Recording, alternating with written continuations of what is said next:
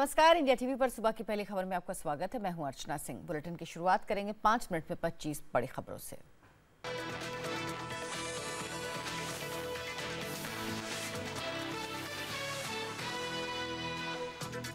Triple तलाक पर आज से सुप्रीम कोर्ट में रोजाना सुनवाई। सर्वोच्च अदालत पर टिकी होंगी देश की निगाहें। मुस्लिम महिलाओं को इंसाफ का इंतजार। 7 याचिकाओं पर 5 जजों की खंडपीठ करेगी सुनवाई। चीफ जस्टिस जीएस खेहर खुद करेंगे अध्यक्षता। हलाला पॉलीगैमी को भी चुनौती। कपिल मिश्रा की बगावत तेज। आज दोपहर 400 करोड़ के टैंकर घोटाले को लेकर एसीबी के सामने दर्ज करवाएंगे बयान। मिश्रा ने केजरीवाल पर लगाया जांच में देरी का आरोप। अनशन के दौरान कपिल मिश्रा ने केजरीवाल को लिखी चिट्ठी। पूछा, चुनाव लड़ने के पैसे नहीं, फिर विदेश कैसे जा रहे पार्टी के नेता। आरटीआई से खुलासा, 12 विदेशी दौरे पर आप नेताओं ने खर्च किए 63 लाख रुपए। ईवीएम में छेड़छाड़ को लेकर आम आदमी पार्टी की मुहिम तेज। आज से लोकतंत्र बचाओ अभियान की शुरुआत करेगी पार्टी।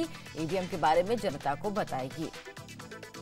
आज से 2 दिन के श्रीलंका दौरे पर रवाना होंगे पीएम मोदी। अंतर्राष्ट्रीय बौद्ध महोत्सव वेसक दिवस में बतौर चीफ गेस्ट होंगे शामिल। द्विपक्षीय संबंध मजबूत करने पर जोर।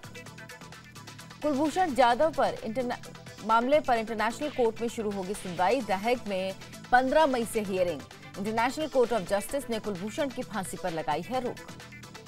पाकिस्तान ने फिर किया सीज फायर का उल्लंघन। राजौरी के नौशेरा सेक्टर में रात 11:30 बजे शुरू की फायरिंग। सेना ने भी दिया मुंहतोड़ जवाब। हिजबुल चीफ सैयद सलाउद्दीन का नया वीडियो आया सामने। आतंकियों को बेगुनाह कश्मीरियों का खून बहाने को उकसाते दिखा सलाउद्दीन। आतंकियों की ट्रेनिंग खत्म होने के बाद दिया भड़काऊ मैसेज। कांग्रेस में जल्द हो सकते हैं बड़े बदलाव। लोकसभा में खड़गे की जगह ज्योतिरादित्य सिंधिया हो सकते हैं नए नेता। रेस में कमलनाथ का भी नाम। कांग्रेस उपाध्यक्ष राहुल गांधी आज जाएंगे ओडिशा। एआईसीसी मीटिंग में पार्टी नेताओं से करेंगे मुलाकात। ओडिशा में कांग्रेस की जमीन मजबूत करने की कोशिश। कोलकाता हाई कोर्ट के विवादास्पद जज जस्टिस कर्णन की आज हो सकती है गिरफ्तारी। चेन्नई पहुंची कोलकाता पुलिस। कोलकाता से चेन्नई जाने के कुछ घंटे बाद लापता हुए थे कर्णन। बीएसपी से निकाले गए नसीबुद्दीन आज कर सकते हैं कई खुलासे। कल पार्टी ने दिखाया था बाहर का रास्ता। चुनाव में पैसे लेने का आरोप। बच्ची से रेप मामले में राजस्थान के मंत्री कालीचरण सर्राफ का विवादित बयान। का घर घर पहरा नहीं दे सकती सरकार। कांग्रेस ने बयान को दुर्भाग्यपूर्ण बताया। टीएमसी सांसद इदरीस अली का दावा। डॉन रवि पुजारी ने दी जान से मारने की धमकी। ऑस्ट्रेलिया से फोन पर धमकी देने की बात। राजस्थान के भरतपुर में आंधी बारिश का कहर। मैरिज हॉल की दीवार गिरने से 24 लोगों की मौत, 28 से ज्यादा घायल। कई इलाकों में बिजली गुल, इंटरनेट और फोन सेवाएं भी ठप। अमरोहा में यूपी पुलिस की दरिंदगी। घर खाली कराने के लिए बुजुर्ग महिला को घसीटा। बुजुर्ग का मासूम पोता लगाता रहा छोड़ने की गुहार। बिहार के बाद राजस्थान में भी चूहों के शराब पीने का मामला। उदयपुर के मालखाने में रखी 500 से ज्यादा शराब और बियर की बोतलें खाली। 2009 के एक मामले में पुलिस ने कोर्ट में दिया बयान। मुंबई के अंधेरी में रेंज रोवर और स्विफ्ट डिजायर कार की जबरदस्त टक्कर। हादसे में कार ड्राइवर जख्मी। रेंज रोवर में बैठी महिला और युवक नशे में थे। जम्मू कश्मीर के डोडा में दर्दनाक हादसा। 2 लोगों की मौत, 7 घायल। ड्राइवर के नियंत्रण खोने की वजह से हादसा। ठाणे पुलिस ने शिल्पा शेट्टी के पति राज कुंद्रा से की पूछताछ। धोखाधड़ी के मामले में आरोपी है राज कुंद्रा। कपड़ा व्यापारी रवि भलोटिया ने दर्ज कराया है केस। यूपी की तर्ज पर एमपी में एंटी रोमियो स्क्वाड की शुरुआत। विदिशा में शिवराज सरकार ने गठित की शक्ति स्क्वाड। मंचलों पर नकेल कसेगा स्क्वाड। चीन में दर्दनाक हादसा। सुरंग के अंदर बस में आग लगने से 11 बच्चों की मौत। हादसे में ड्राइवर की भी जान गई। बॉलीवुड पर चढ़ा जस्टिन बीबर का बुखार। स्टेडियम में लगा सितारों का तांता। लिगामेंट में शिकायत की वजह से बैसाखी लेकर शो में पहुंचे सचिन के बेटे अर्जुन तेंदुलकर। आईपीएल में आज पंजाब के लिए करो या मरो का मुकाबला। प्लेऑफ की दौड़ में बने रहने के लिए मुंबई को हर हाल में हराना होगा। कल खेले गए मुकाबले में दिल्ली ने गुजरात को हराया।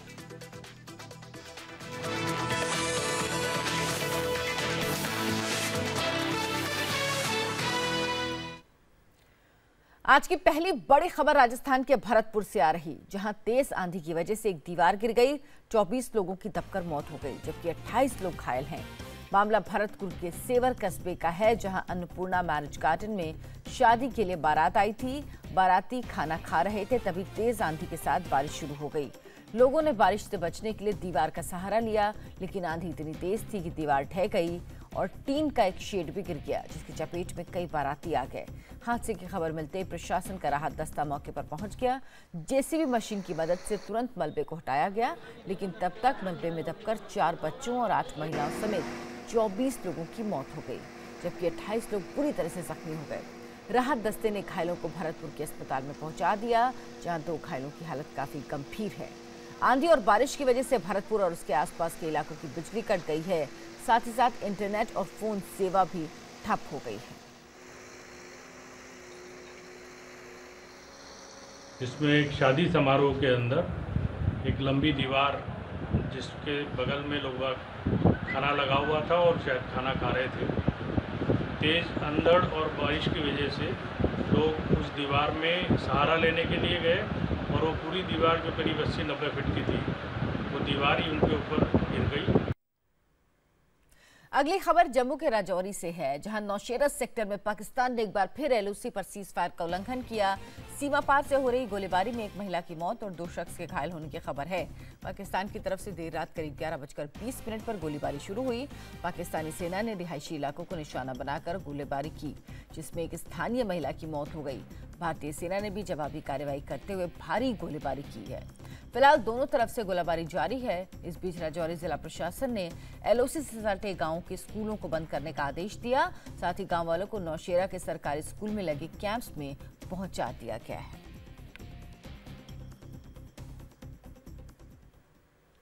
तीन तलाक जायज है या नाजायज? सुप्रीम कोर्ट में आज से इस पर बहस शुरू होगी।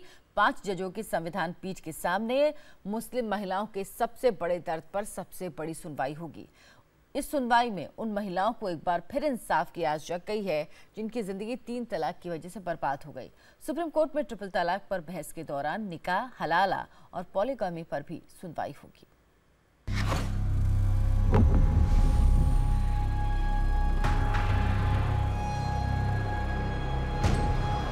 सऊदी से फ़ोन पे तलाक दे दिया उन्होंने। दहेज की मांग करते थे और दहेज की वजह से हमें छोड़ दिया। जी, मुझे पत्र पे तलाक दे दिया सऊदी अरब से भेजकर। जी हाँ, वो हमेशा दहेज की मांग करते थे। दहेज की मांग ना पूरी होने पर उन्होंने हमें छोड़ दिया। हमेशा ट्रिपल तलाक की धमकी देता रहता था कि अगर तू किसी को बताएगी ना तो तेरे को तलाक दे दूंगा। वो डर से मैंने कभी किसी को नहीं बताया। उन लोगों का सब जुल्म सह रही थी। इन लोगों ने फिर टॉर्चर करना शुरू कर दिया कि मतलब बेटी नहीं चाहिए थी, बेटा ही पैदा करना चाहिए था। फोन पे ट्रिपल तलाक बोल के पापा को बोले मेरा तलाक हो गया, मैं दूसरी शादी कर रहा हूँ। रास्ते में जा रहे थे काम पे, 3 तलाक के गए, 3 माते 3 तलाक करके चले गए। ये वो कुछ महिलाएं हैं जिनकी जिंदगी को 3 शब्दों ने जहन्नुम बनाकर रख दिया है। तलाक तलाक तलाक कहकर एक ही झटके में इन महिलाओं की जिंदगी उजाड़ कर रख दी गई है। लेकिन ऐसी बेबस महिलाओं के लिए उम्मीद की किरण जगी है, क्योंकि आज से देश की सबसे बड़ी अदालत में इस पर सुनवाई शुरू हो रही है।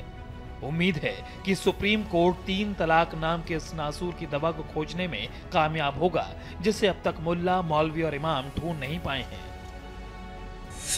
सुप्रीम कोर्ट की 5 जजों की संविधान पीठ 3 तलाक पर आज से सुनवाई करेगी। सुप्रीम कोर्ट 19 मई तक 3 तलाक पर सभी पक्षों की राय सुनेगा। 5 जजों की इस पीठ में chief justice JS Khehar, justice Kurian Joseph, justice R Fali Nariman, justice UU Lalit और जस्टिस S अब्दुल नजीर शामिल हैं। ट्रिपल तलाक जायज है या नाजायज? क्या 3 तलाक के नाम पर मुस्लिम महिलाओं से ज्यादती हो रही है? क्या शरीयत की आड़ में 3 तलाक को सही ठहराया जा सकता है? सुप्रीम कोर्ट इन सवालों पर सभी 4 पक्षों की राय सुनेगा। पहला पक्ष तलाक का दंश झेल रही पीड़ित महिलाओं का है। दूसरा पक्ष पीड़ित महिलाओं के साथ खड़ी केंद्र सरकार का है। तीसरा पक्ष मुस्लिम पर्सनल लॉ बोर्ड है, जो शरीयत में किसी तरह के अदालती दखल का विरोध कर रहा है। और चौथा पक्ष सलमान खुर्शीद जैसे वरिष्ठ वकील हैं, जो ये मानते हैं कि 3 तलाक जैसा कुछ होता ही नहीं है। मोदी सरकार से बिल्कुल उम्मीद है, जैसे कि उन्होंने निकाला है कि बेटी बचाओ बेटी पढ़ाओ, तो फिर डेफिनेटली उनसे ही हमें उम्मीद है कि जिस तरीके से बोलते हैं उस तरीके से बेटी बचे, ये बेटी की सुरक्षा करना चाहिए। हम मोदी जी से, योगी जी से चाहते हैं कि ऐसा फैसला आना चाहिए जिससे औरतों की जिंदगी आगे को संवरे। जो ये आदमी गलत करना है उनके खिलाफ सख्त से सख्त कानून बनाया जाए। ऐसा कुछ हो कि दूसरी शादी ना कर पाए। उम्मीद है सुनवाई हमारे हक में होगी। हम जो औरतें को अपनी लड़ाई लड़ रहे हैं हक की, और उसमें हमारी ही जीत होनी चाहिए। हमें तो सरकार से ये उम्मीद है कि सुनवाई हम ही लोगों के हक में होगी। इन महिलाओं को उम्मीद इसलिए भी है क्योंकि पीएम मोदी खुलकर उनके साथ खड़े हैं। केंद्र सरकार अदालत में मजबूती से 3 तलाक के खिलाफ अपनी राय रख चुकी है। सरकार का तर्क है कि 3 तलाक मुस्लिम महिलाओं के सम्मान से खिलवाड़ और मौलिक अधिकारों का हनन है, जबकि मुस्लिम पर्सनल लॉ बोर्ड की दलील है कि ये 2 व्यक्तियों का आपस का मसला है, इसका मौलिक अधिकारों के हनन से कोई लेना देना नहीं। सरकार का दावा है कि 3 तलाक की प्रथा को संविधान के अनुच्छेद 25 में अपने धर्म को मानने और प्रचार प्रसार के मौलिक अधिकार के तहत कोई आरक्षण नहीं है, जबकि मुस्लिम पर्सनल लॉ बोर्ड की दलील है कि अनुच्छेद 25 में हर व्यक्ति को अपने हिसाब से धर्म और उपासना का अधिकार है। यही वजह है कि जमीयत उलेमा हिंद के अध्यक्ष मौलाना अरशद मदनी जैसे लोगों को ट्रिपल तलाक के मुद्दे को उठाया जाना साजिश लगता है। प्रोपेगेंडे ने ऐसा साबित कर दिया जैसे हर मुसलमान 4 ही निकाह करता है और उसकी 4 ही बीवियां। ये सूरत हाल गलत है। ये हमारा एक मजहबी मसला है, हमें आजादी मिलनी चाहिए। लेकिन लगता है कि अरशद मदनी जैसे नेताओं को उन मुस्लिम महिलाओं का दर्द नजर नहीं आता जो ट्रिपल तलाक और हलाला का दंश झेल रही हैं। मणिपुर की राज्यपाल नजमा हेपतुल्ला तो ये कहती हैं कि ट्रिपल तलाक शरीयत के खिलाफ है। बिल्कुल गलत है, गैर शरीया कुरान के हिसाब से गलत है। लेकिन पूरे हिंदुस्तान में कैसे होता है इतने साल? इसलिए कि इस तरह के लोग बैठे हैं ना जो एजेंट बने हुए हैं इस्लाम के। लेकिन ये भी तो वही कुरान पढ़ते हैं जो आप पढ़ती हैं। वो लोग वो शायद वो आयतें पढ़ के भूल जाते हैं। 3 तलाक पर जारी इस बहस के बीच सभी पक्षों को सुप्रीम कोर्ट में एक और सवाल का जवाब देना होगा। ये सवाल है कि ट्रिपल तलाक की वजह से जिन महिलाओं की जिंदगी जहन्नुम बनी है, उसकी जवाबदेही किसकी होगी? 3 तलाक देने वाले की या फिर 3 तलाक का समर्थन करने वाले मुल्ला मौलवियों की? Manish Jha, India TV, Delhi. कल से अनशन पर बैठे आम आदमी पार्टी के विधायक कपिल मिश्रा आज एंटी क्राइम ब्रांच के दफ्तर में जाएंगे। कपिल सोमवार को भी एसीबी के दफ्तर गए थे, जहां कपिल ने एसीबी को टैंकर घोटाले से जुड़े दस्तावेज सौंपे थे। आज वो एसीबी के सामने विस्तार से करीब 400 करोड़ रुपए के टैंकर घोटाले पर बयान देंगे।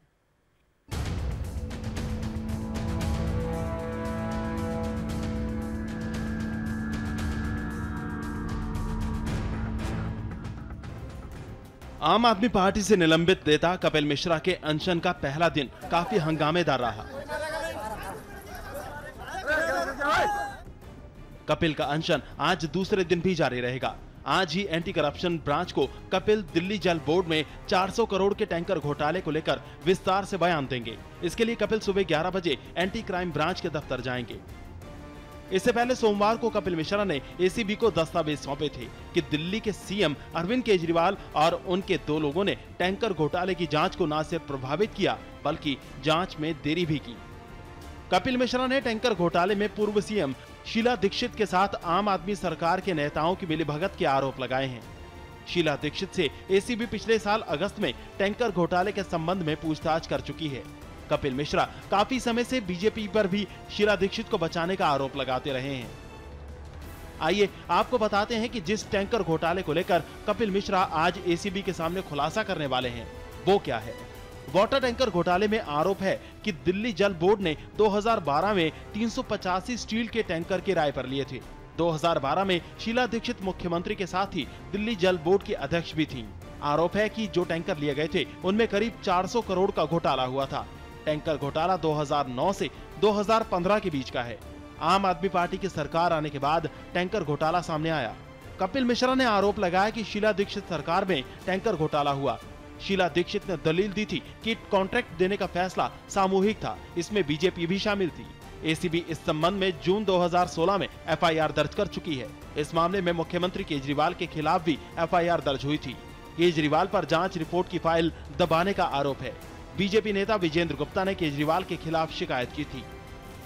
मेरे को हटाने का कारण ही यही था कि भ्रष्टाचार की मैं शिकायत लेकर जा रहा था, तो पहले मैंने बोला फिर मुझे हटाया। इसको वो झूठ बना के 100 बार बोलते रहे। एक झूठ को 100 बार बोलने की आदत है, जैसे आजकल ईवीएम के झूठ को 100 बार बोला जा रहा है, तो एक झूठ को 100 बार बोल के सच बनाने की एक आदत है, उसी में लगे हुए हैं। ज्यादा दिन चलता नहीं है ये खेल। कपिल मिश्रा कई सार्वजनिक मंच से टैंकर घोटाले का जिक्र कर चुके हैं। कपिल ये भी दावा कर चुके हैं कि केजरीवाल से एसीबी को कुछ नाम सौंपने की बात करने के बाद ही उन्हें आम आदमी सरकार में मंत्री पद से हटा दिया गया। और अब कपिल के अनशन जारी रखने और एसीबी को टैंकर घोटाले के दस्तावेज सौंपने के बाद केजरीवाल की मुश्किल और बढ़ सकती है।